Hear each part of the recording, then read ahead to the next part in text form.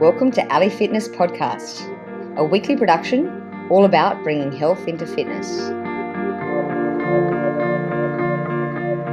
Welcome to another show. Very excited today because we have Antony Pringle as our guest. Apart from being a full-time pilot who's passionate about cycling, Antony Pringle is also the owner of Bike Energy Lab. And if you're familiar with living in Asia or Hong Kong especially, and you're a cyclist or a triathlete, you are bound to know Antony quite well. He has a master's degree in mechanical engineering from the University of Ottawa, and I believe his undergraduate was actually from Waterloo, a very popular university for mechanical engineering. He's also undertaken numerous advanced courses to make him one of the world's best bike fitters. He's the first bike fitter in Hong Kong, I believe, to use digital motion capture and modern tri-bike fitting techniques. He's also one of the only a few fitters in Asia, I believe, certified both through FIST, which is the Fit Institute Slowtwitch, and Retül, and is proud to have fitted many qualifiers to Ironman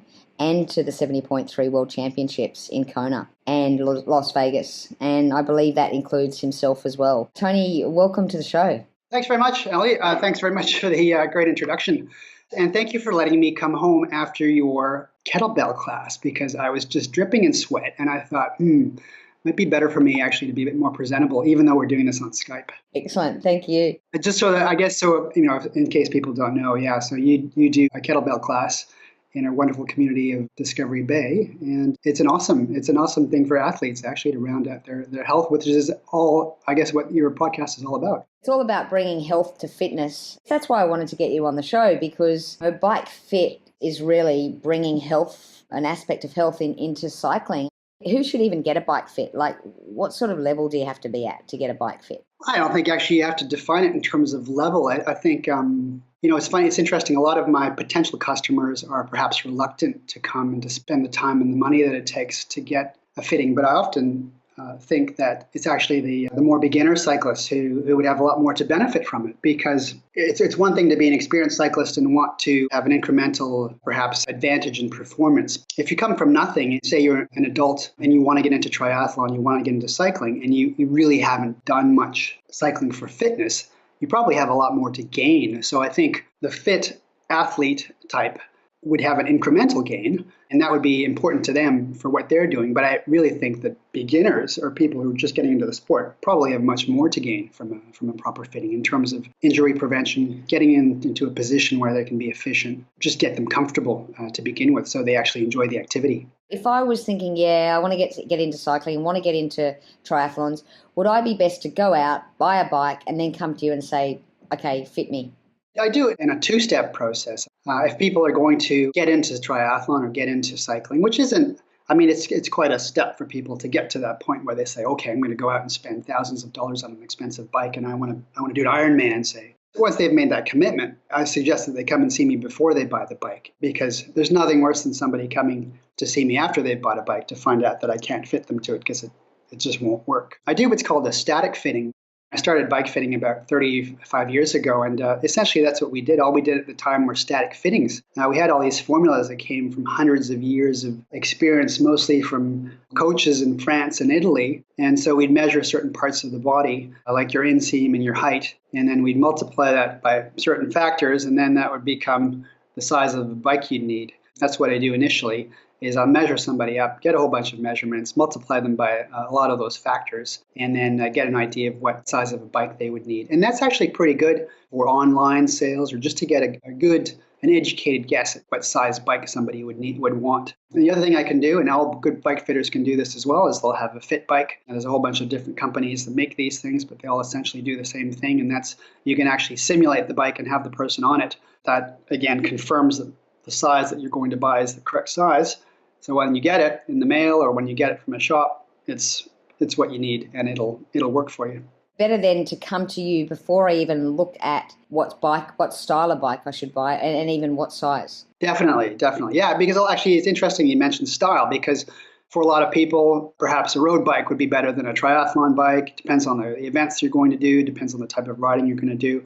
I've also done quite a few fits while I've been able to adapt a road bike into a triathlon bike. And it's not a trivial thing. It's not just a question of putting on aero bars. It's a few other things that are involved. But it's definitely doable. And in Hong Kong, space is always at a premium. So for some people, it just works better to have a bike that they can convert from, say, a triathlon mode to a road mode and vice versa, as opposed to having a stable of bikes in their closet or hanging in their bedroom. Exactly. And I guess if you know that up front, then that'll help when you advise actually what style of bike to get. Definitely, yeah. So we sit down, we have coffee. I'll ask the customer about the type of riding they want to do, how competitive they plan on being, and how much of a part of their life it's going to be, and what sort of event they're going to enter. Get a pretty good idea of what sort of bike they should be on. Okay, and I assume then once they've gone ahead, they've ordered their bike, they get their bike, do they then see you for a second fitting where you actually fit that bike for them? Yeah, that's right. So that's what I call as opposed to the static fitting, I call that the dynamic fitting. We wire them up. I use software and hardware from a company called Retül based in Boulder, Colorado. The technique is 3D dynamic motion capture. We put probes on people's joints. From that, we determine body angles, and that helps me, I guess, quantify the fit. The fits are essentially, if a good fit is a good fit, what the Retül allows me to do is to quantify the output and also help the customer get a better idea of why we might be doing certain things, why we might be putting things in certain places. And it also enables you to do apples to apples comparisons, say, between that particular customer and other athletes, and also that athlete over time, because the probe positions are based on anatomical markers on the human body in that sense, rather than a fitting where you might come 5 years down the road and we might refit you. And if I didn't have Retül, I wouldn't be able to tell you in a quantified sense what had changed. But now I can. So it really adds a lot to the whole thing. I mean, a fit is a fit.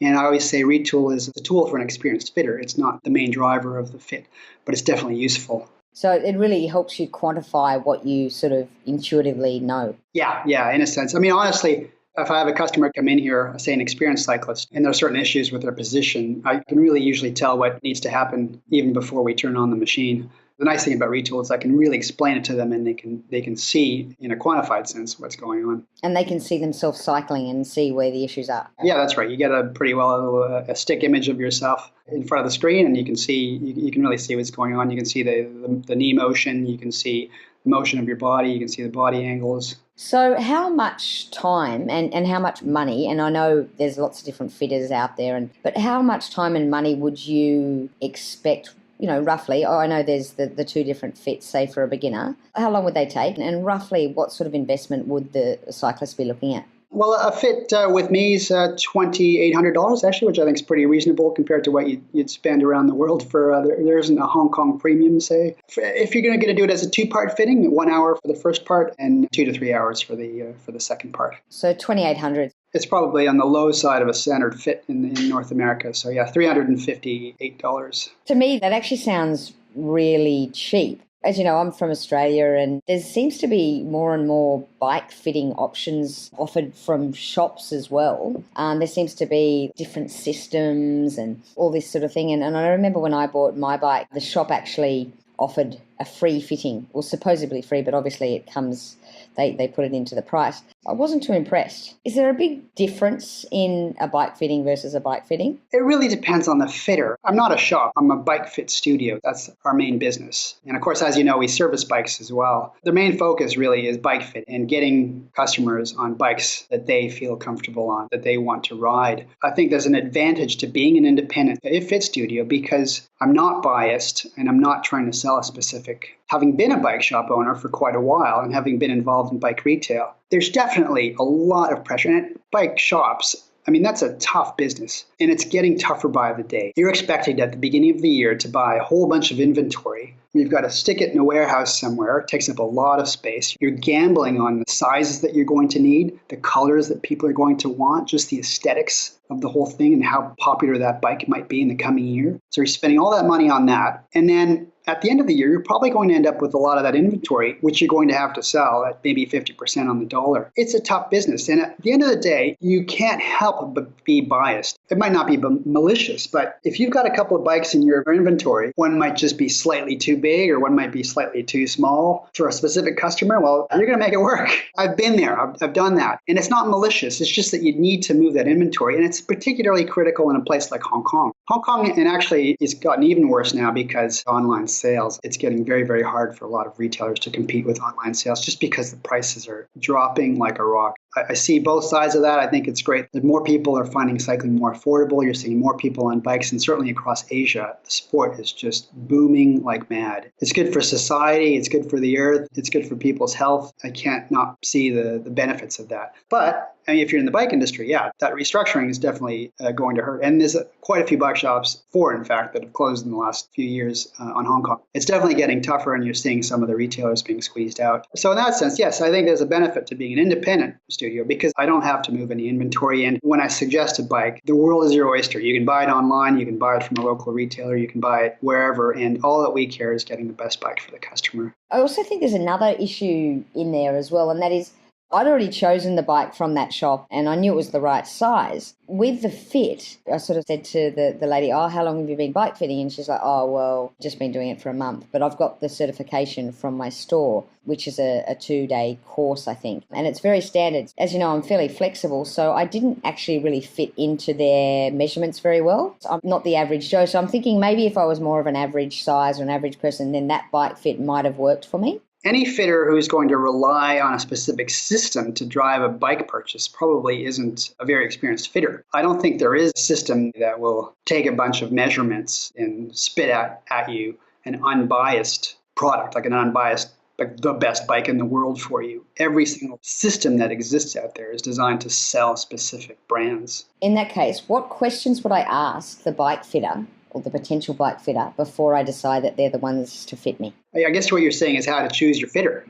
So you have to have a level of comfort with that particular person. You have to get along with that person in terms of philosophically and then think that it's somebody you can trust to find a bike for you, whether that person works in a bike shop or not. I guess it's always interesting to find out a bit more about their background. It seems that in bike fitting, there's 2 different schools of thought. It seems to be that most fitters come from 2 different areas. One of them would be sports science, say a physical therapist or a chiropractor or even some person involved in sports medicine. The other school would be engineering. I can see why it attracts people with an engineering background because it can be quite a technical thing. And that's where I come from. So certainly my approach is maybe a bit more scientific or a bit more quantified than another type of fitter. I'm not saying that one is better than the other because they've demonstrated that you can get good outcomes with either. And I know a lot of fitters. I have a lot of friends who are fitters who have sports science backgrounds, and others who have engineering backgrounds. And I guess also you get people who just sort of work up the whole bike shop scene who are just bike mechanics or bike salesmen who decide they have an interest in the fitting and take various courses. All those streams might lead to a good fitter. At the end of the day, it's probably to your benefit to find out what sort of their educational background is, just because it demonstrates at least an interest in learning.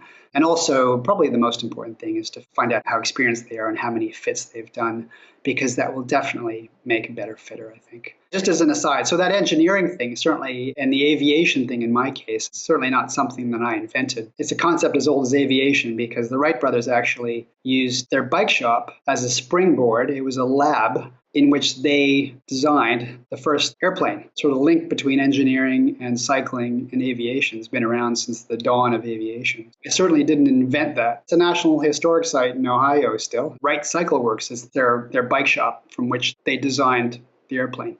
Which Interesting, is kind of cool. Yeah. I'm not an expert in bike fitting, but I often are riding along and have a look at someone who's been riding for a fair while, look at them on the bike and just think, that just doesn't look right. You must see that all the time. Oh, I do. And it's frustrating because people are going to have injuries and they're maybe not enjoying the sport as much as they can. I mean, I run into people and they say, Tony, is it normal that I can't feel my penis for 6 hours after a ride? And they just think it's normal. You shouldn't have any pain. You should not be in any pain at all when you're riding. I mean, if you'd make a huge fundamental change, say you're an experienced cyclist and you make a big change, say a saddle, big positional change, and at the end of maybe a 6-hour ride, you feel a few niggles, well, maybe that's something you can accept and try it a few more times and see how it feels.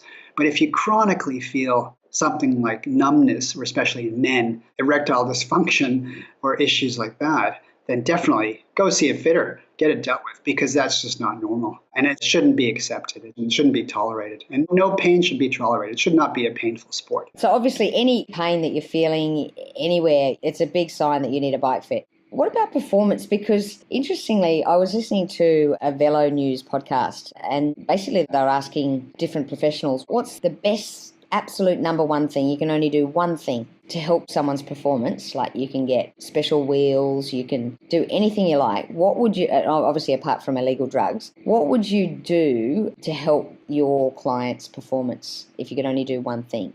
And they all agreed that actually getting a bike fit would be the best option. Definitely. Yeah, I definitely think so. I mean, it's if you think of cycling fitness having two components, right? One is obviously aerobic fitness, and the other is economy. And actually, that's the case for any endurance sport. The beauty of cycling is I can relatively quickly put them in a position that gives them a high level of economy in terms of being efficient at outputting the energy that they are into the bike.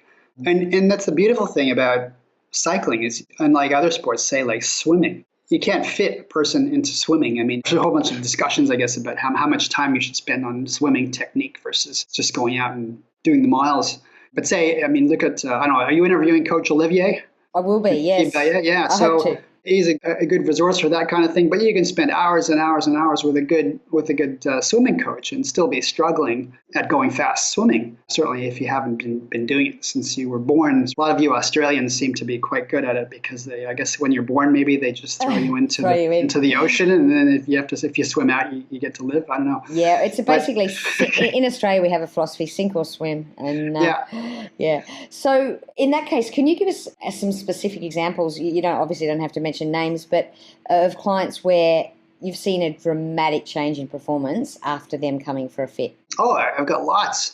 Typical thing is somebody will be getting ready for a try, complaining of lower back pain, and I say, hey, just come on in, we'll have a look. I see this with a lot of customers. They'll have gone to a bike shop and they'll have picked up aero bars to stick onto a road bike. And if you just do it willy-nilly, what it ends up doing is it ends up putting you in a bad position for road riding and in a bad position for triathlon. You'll typically be too stretched out. You won't be using your core effectively. You'll be putting lots of load on your lower back, and arguably maybe even slower than you would have been without the aero bars. And I've got hundreds of people that have done sort of modifications on their bike, a road bike with triathlon setup. The next day I got an email saying, hey, Tony, this is great. My back doesn't hurt. I feel more powerful.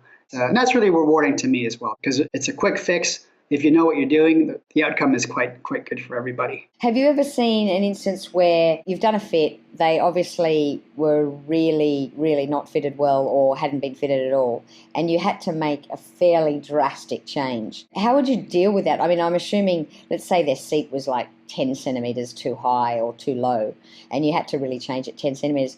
Would you do one big change, or how would you go about sort of fitting them? So that would really depend on the customer. Actually, that's a good question. Say it's an experienced triathlete, somebody's got a lot of miles behind them, they've done a few triathlons, and they're in this position, which really probably isn't that great for them. Generally speaking, a good position is a good position, and that customer should be able to adapt to it quite quickly. But if they're really stuck in that position and it feels kind of odd for them, I just give them a recipe and we ease into it. I'll tell them 5 millimeter changes over a certain amount of time, and I'll actually write it out, and I'll say, hey, next week, do this, 5 millimeters up, whatever, forward, and then slowly ease into that position. If the customer is a newer cyclist, they're not really stuck in a certain position, or they're not really tied to a certain look on the bike or a certain feel, then we'll just bang it on, and then we'll try it, and then they'll give me feedback on it the next day, and we'll take it from there. I mean, every customer is different, obviously, but I guess the key is first of all, gauging it based on the customer's experience with the bike, and also giving them good advice after the fitting. Sure. And I guess it's important for the athlete to realise what's coming up in their schedule and not to do any big changes before an event and all that sort of thing. I'm sure you take into account. Yeah. I mean, I have a lot of customers who come in to see me. I mean, I guess it's human nature, right? They'll just come in the week before a big event and they'll say, oh, Tony, I need to be fitted. And sometimes it works out okay if it's not too big a change. I always think a good fit's a good fit, right? So you're better off doing an event in a good position than a bad position, even if you're used to the bad position. So how often do you need a fit? Interesting question, actually. I have a lot of bike fitter friends who have different philosophies on this. And certainly a lot of the companies that make the hardware and the software to assist with the fits, like Retül, and there's others like Guru, there's certainly a philosophy in the industry that whenever you change any little thing, then you need to get refitted. Certainly, when you change something like a saddle, it's probably a good idea to have another look at the fit, because a saddle, if you just pop it on, the angles probably won't be the same because the rails are in a different orientation. The heights of the saddles are different manufacturer to manufacturer. Like an ISM saddle would be a lot taller, have a lot more stack than a saddle from, say, a Sella Italia SLR road racing saddle. So those things can change the fit quite a bit. I often have customers who come in and they'll buy a new frame and we'll just change the parts from one bike to another. We can quite accurately, assuming the contact points don't change, so the handlebars, the pedals, and the seat, we can quite accurately put them back where they were in terms of the points in space. And in that case, you don't really need a fit because the contact points are the same. So it really depends on the situation. I certainly don't think you need to come and see me every couple of weeks or every few months. But certainly if things change, I'd say maybe once a year, but it really depends on the customer and what's changed. I mean, if something's working out really well, you're happy with the position, you're not having injuries, you haven't changed any of the contact points, there really isn't a point to come back for a fit, even if your fitness is improved. I mean, I do have a lot of customers who have that situation though. So say your fitness is improved, you're feeling like maybe the cockpit's a bit too high, you want to get it down. Well, it's a good idea to come in and we can just tweak things a bit, keep things reasonable in terms of how low you might want to go in the front. Actually, we just had Ray Picard in here yesterday. He actually felt in his last race, which he won in China, half Ironman. He wanted to lower the front end. But the nice thing about Retül is we can quickly benchmark it. We say your hip angle has gone from, in his case, I think it was 50 degrees to about 48. And he felt his body was telling him that it wanted to go lower in the front. And the nice thing is too, I do these various protocols where we actually look at how that might change the drag coefficient. So we see if there's a change in the power output, because it might reduce if you're crimping that hip angle, if you're making things tighter, but you might get an increase in your speed because your drag coefficient's gone down because you're actually more aerodynamic. So we look at all those different factors. So do you look at things like asymmetries in the body and perhaps potentially treat one foot with some sort of orthotic because of an asymmetry, and then also maybe even look at power from one side to the other? Definitely. It depends on the customer. I mean, I'm not a huge fan of willy-nilly corrections in things, leg length and whatnot. On leg length, and I think this was an issue with you, right, when we fitted you. There's a whole bunch of different philosophies out there, and there's certainly a lot of fitters who are very, very quick to pop in shims and to correct for leg length imbalances. My issue with that is that even in the medical community, there's a lot of disagreement about how a leg length imbalance should be assessed and how it should be corrected. It seems that certainly when you look at running, the general trend these days is minimalist, so not correcting at all. I mean, all of this is very controversial in bike fitting. One thing we can do is we can quickly looking at people's butts when they're riding. Well, we could quickly quantify the hip motion and have a look at what happens to that hip motion when we correct. That's a critical thing, because if you just put in a shim because you've assessed that there's a leg length imbalance, that isn't necessarily going to create a better outcome for the customer. I mean, it actually might cause back problems. I've had people actually with severe back issues who really want to ride. In those situations, I actually invite some of their specialists to come in so we can do the fits together. It's a much better solution than, say, going to a shop and having a bike mechanic doing your bike fit. So we'll have me and we'll have a physiotherapist, say, and we'll try different things. I tend to use the shims or the asymmetric corrections as tools to reduce pain as opposed to tools to increase power, because I haven't found, and I do a lot of power tests and FTP tests here, and actually even lactate threshold tests. But I haven't found a very clear correlation between asymmetric corrections. Of course, it really depends on the customer, but a clear correlation between asymmetric corrections, power output. So I use them more as tools to prevent or to mitigate pain.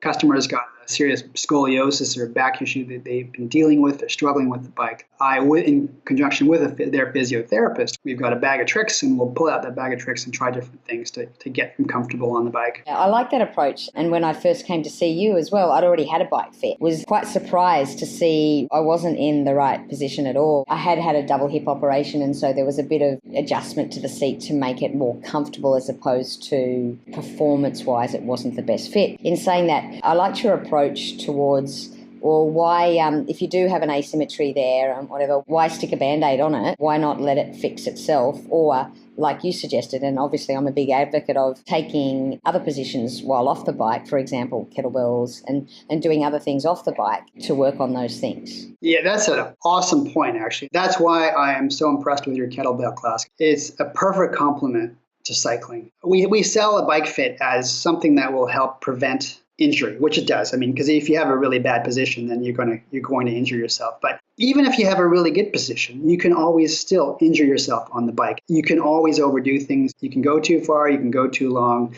And at the end of the day, cycling is a very specific sport. We've got these very, very small pressure surfaces. You got the handlebars, the pedals, and the seat. So a very small surface area. We're putting our body weight on them, and then we're going out and riding, in some cases, like you, 6 to 8 hours. Actually, it's interesting. When I was a kid, I was bike racing for the Ottawa Bicycle Club team. I'd go out and I'd go for 8-hour rides all the time, and I would have this debilitating pain on the outside of my foot. I wouldn't be able to walk for hours after that. And I just thought it was normal because there weren't a lot of 15-year-old kids who went out for 8-hour bike rides. And now I know better, of course. I mean, that's completely preventable. And then we have tools like shims and other things that, out of that bag of tricks, other things that we can put in the shoe so that you don't have that pain at all. That's where bike fitting is good. Even if you're very properly fitted and everything is good, you can still very much injure yourself in cycling, as you can in any sport, by overdoing things. The unfortunate thing about cycling and running is that it puts a lot of emphasis on very specific muscle groups, and those muscle groups will adapt, and they'll not necessarily adapt in a way that's healthy in the long term. So you'll have shorter hamstrings, you'll have strong quads, and that path. The other day I was at the physiotherapist, and she was showing me how to do clamshells just to strengthen my glutes, which is another important thing for cyclists. I really, really struggled to get that load, that elastic resistance to go through my glutes, because my body just naturally wanted to do the exercise with my quads, because for 30, 40 years, everything I do is out of my quads. The science shows us that there's no real point on the bike. On the bike, we just want to go fast, right? The bike isn't a Pilates machine. We just want to go fast. They want to do the triathlon as quickly as possible. So I give them a position that's efficient, and so that they can, in comfort, do that effort. Over time, that's potentially going to cause some imbalances. So I always tell them they must work on their core, and they must work on those antagonist muscles, right? The opposite muscles. And the only way you can do that is with things like kettlebells, like Pilates, like yoga, where you get a full range of motion resistance exercise. Kettlebells are cool because you've got this big weight that you've got to balance that's hanging off the end of your arm, but arguably better because it's more functional in life. Also, it's that whole hip flexion that most of us spend all our day in now on the computer, as even being a pilot, to coming onto your bicycle, same thing, hip flexor. So even getting out of that hip flexion. And that's the thing, the sitting. I mean, sitting is the new smoking, as they say, which I don't necessarily agree with. But yeah, I mean, sitting causes problems, and we spend so much time at desks, or in my case, in a cockpit. And cycling, you're sitting, and if anything, that hip flexor is getting tighter with time, and you need to figure out a way of working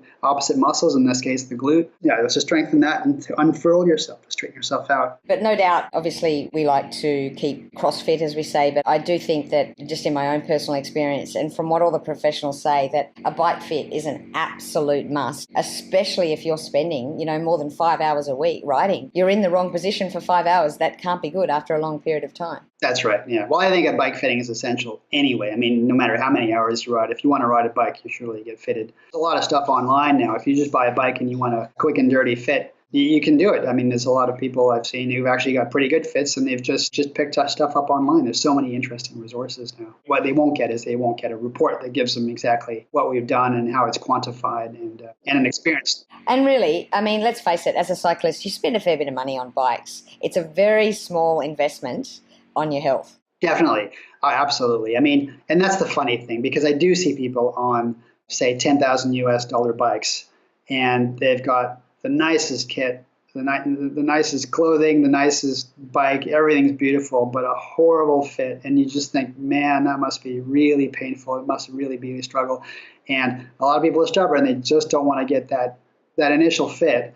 And when you think of all the time, all the money first, but all the time, I mean, most cyclists spend a lot of time on their bike. Surely a couple of hours in a bike fit studio is money and time well spent. Exactly. Look, on that note, I think that's a good place to leave it. Is there anything else that you'd like to add, Tony? I think it's a great theme for your blog. I mean, fitness and health aren't necessarily the same thing. I think fitness is something that can contribute to your health. Definitely. There's a whole bunch to it, whether it's diet, things like antagonist muscles, looking at other ways to complement your sport. So kettlebells for cycling. And I'm just on this big journey, as you know myself, finding out more about how my diet affects my performance and my health. Even though I've been quite active as a cyclist, just riding hard doesn't necessarily make you healthy. It makes you fit. Yeah, I love that. Like you said, fitness can contribute to health. Conversely, it can be detrimental to health if you perhaps overdo it or don't do it in the right way. That's why I think a bike fit is a must. And Tony, before I let you go, a bit of a bizarre question for you, but we like to ask all our guests something fairly random in relation to your body, I guess. Have you got a tattoo? I don't have a tattoo. Okay. I think I'm too old. I'm almost 50. And it's funny because my wife and I talk about this all the time because every now and then it comes up with conversations with our teenagers. And so we're trying to steer them away, of course. But so what's the consensus? Do most of your people you interview have tats? Or? Funnily enough, it depends a bit on their age. And like you said, you sort of probably missed that tattoo generation. If you were to get a tattoo, what would it be? Well, I'll tell you what it would not be. It would not be an Ironman tattoo on my on my calf. I'm thankful you said that.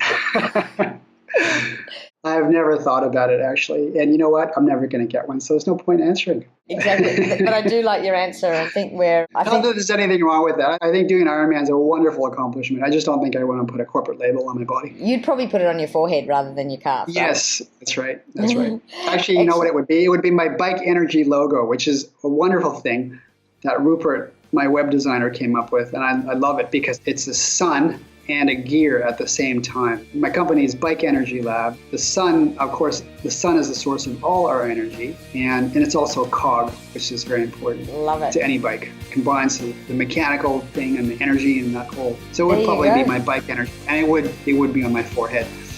Yeah. Hopefully you don't go ahead with that one then. Excellent. Well, thank you so much for coming on the show today, Tony. Thanks, Ali. All the best with your new podcast. Excellent. Thank you.